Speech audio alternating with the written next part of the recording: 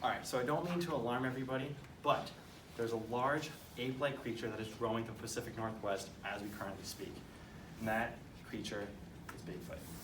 Bigfoot is a large bipedal hominid that is roaming the area and could actually end up being a potential threat to human life as we know it. Okay, so we don't really actually know that last part, but all we actually know is that we don't. And much like the discoveries in the depths of our ocean, the opportunities are truly endless. Now, we've done extensive research through many databases to bring you this presentation today, and Tom is a genuine, certified Bigfoot searcher. Now, today we'll be talking about the problem with the widespread skepticism in Bigfoot's existence, the reasons behind this doubt, and the ways to combat this rampant disbelief. So the legend of Bigfoot starts off in Native American lore, going back to with several tribes. But the first real known documentation of Bigfoot goes back to 1811 when David Thompson found footprints in Alberta, Canada. And this is according to the Museum of Unnatural Mystery. The most famous Bigfoot sighting is this right here. This is called the Patterson-Gimlin footage. And this was taken in 1967 in Northern California when a female Bigfoot was walking across the area and these two brave videographers were able to capture it. And this is a still from that video. Bigfoot is a lot, and then there are so many different examples of this throughout the years. There are thousands and thousands of these accounts, but we haven't found a body yet. And without having a body, it makes it incredibly hard for people to take this issue as seriously as it is needed. Now I'll talk to you a little bit about the potential dangers that Bigfoot imposes on us.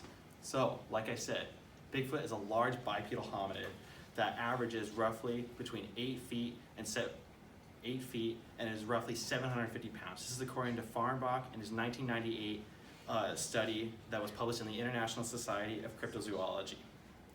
Bigfoot isn't necessarily known to attack people, but there have been reported cases, the most famous becoming in 1924 when a group of miners were attacked by a herd of Bigfoot as they hurled stones at their cabin.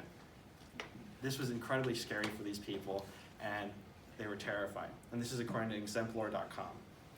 With the little knowledge that we do know about Bigfoot, it's incredibly hard to know just how much of a danger they are because we don't know what they eat, what their territories are, if they're territorial, or even how aggressive they are.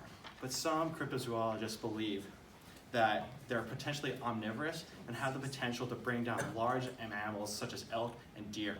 And they also have the potential to be extremely territorial, much like moose and bears. And so they can have a potential threat to humans if they're if they're not careful in their environments.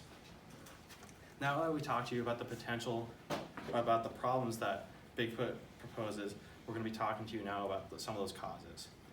One of the biggest problems we have is that we just don't know. And the cause behind that is the lack of resources. So a vast majority of scientists, they think it's a joke. They don't really think that there's any evidence behind it. But a few remain strong in the search despite the ridicule from their colleagues. And according to National Geographic in 2003, Jeff Meldrum, a professor at Idaho State University, says that he has seen enough scientific evidence to support the existence of Bigfoot. Also, Bigfoot Field Researchers Organization has nearly 3,000 members, and more are just needed to, carry out the search of Bigfoot in such a large area. In addition, according to a survey taken in 2007, only 16% of Americans believe or possibly believe in Bigfoot. This attitude would certainly need to be changed if we were ever going to find this creature. We would need to come together and realize the importance of this. A lack of physical evidence contributes to this popular belief or disbelief. And so really a lack of evidence stems from the lack of research. In addition, Bigfoot is a large wild animal. Encounters really could be problematic. And since we have not found Bigfoot and the public continues to disbelieve, there's just a really large unknown potential danger. Bigfoot could be very intelligent or physically strong, and it's truly in the public's best interests to find him or her.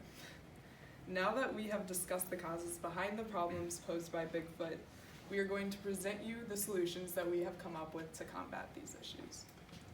Now, in order to reap the benefits of a Bigfoot discovery, such as finding the missing link between apes and humans, we must first provide adequate evidence.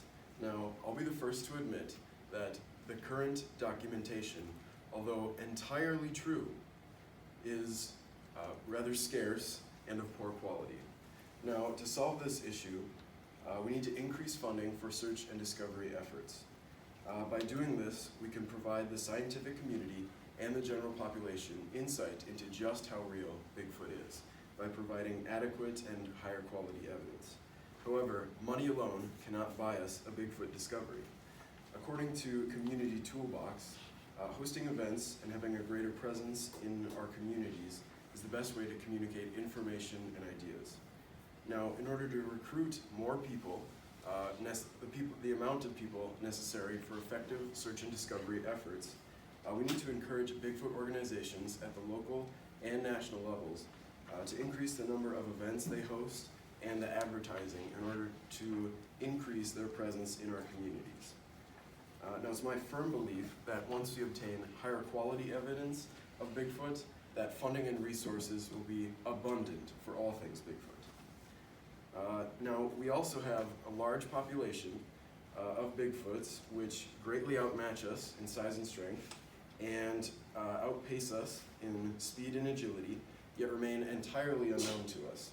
Now, these large populations of Bigfoots pose potential hazards to humans, such as eating our livestock, our pets that we let out at night, or even a stray hiker or two.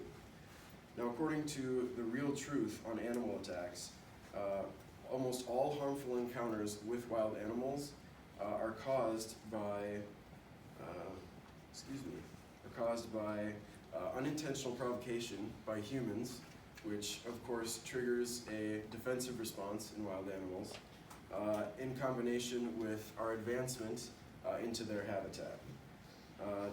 Now, as society continues to grow, and will likely have more and more encounters with Bigfoots, and knowledge is the key for having positive interactions with these creatures.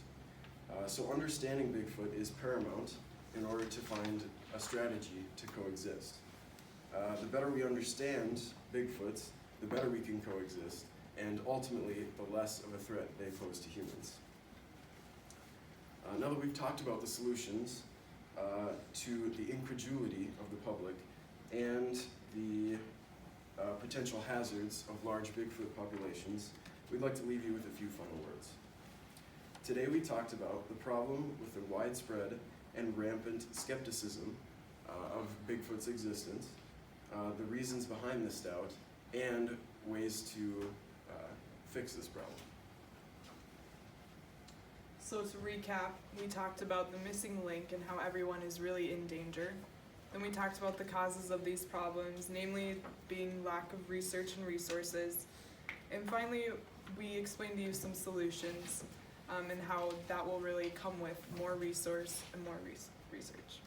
Now that you guys have been thoroughly convinced, we all can go out there and go help to find this truly magnificent creature.